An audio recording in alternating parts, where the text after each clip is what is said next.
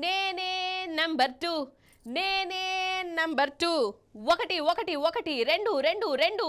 రెండో నెంబరు నేనే నేనే నేనే అయ్యో ఏందొల్ల గట్ల చూస్తాండ్రు అయితే ఈ పార్టీల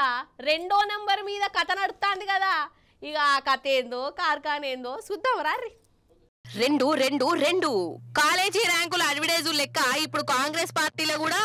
రెండు రెండు రెండు అనే రామాయణం నడుస్తున్నదుల్లా షెయి పార్టీ అంటేనే డజన్ మంది ముఖ్యమంత్రి అభ్యర్థులు ఉంటారు సరే రేవంత్ రెడ్డి సార్ ఎట్లెట్లనో సీఎం కుర్చీలో కూసున్నాడు ఇక ఇప్పుడు రెండో నెంబర్ పంచాయతీ నడుస్తుంది గీ పొంగులెట్టి సార్ ఎరికే కదా మీకు రెవెన్యూ మంత్రి సార్ ఏమన్నాడో ఈనుండ్రిగా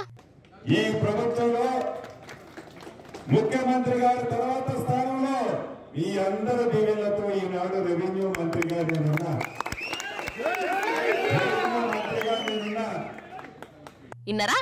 సీఎం తర్వాత ఇక నేనే నంబర్ 2ను ఇగో గిట్ల చెప్పుకొచ్చిండు ఒక్కసారి కూడా కాదోల్లో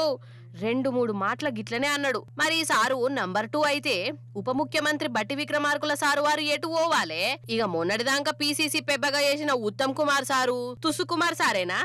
మొదటి సంధి పార్టీ జెండా మోసిన కోమటిరెడ్డి ఎంకన్నది కూడా లాస్ట్ కుర్చేనా మొన్న పార్టీల షరీకై మంత్రి పదవి తీసుకున్న పొంగులేటి సారే నంబర్ 2 అయితే వీళ్ళదంతా ఉత్తకథనేనా ఇక ఇగో గిట్లనే అంటున్నారుల్లా పాపం బట్టి సారు ఉప ముఖ్యమంత్రి అవుడు వీళ్ళకి ఇంకా నచ్చుతలేనట్టున్నది అందుకే కావచ్చు ఉప ముఖ్యమంత్రి అయినా నంబర్ 2 నువ్వు కాదు అని ఇండైరెక్ట్ గా చెప్తుర్రా ఏంది ఇగో గిట్లనే అనుకుంటున్నారు జనాలు అంతెందుకొల్లా మొన్న బట్టి విక్రమార్క సారు భార్య కూడా ఏమన్నదో ఇనుండ్రిగా మనం పవర్లో రావాలి ఎట్లయినా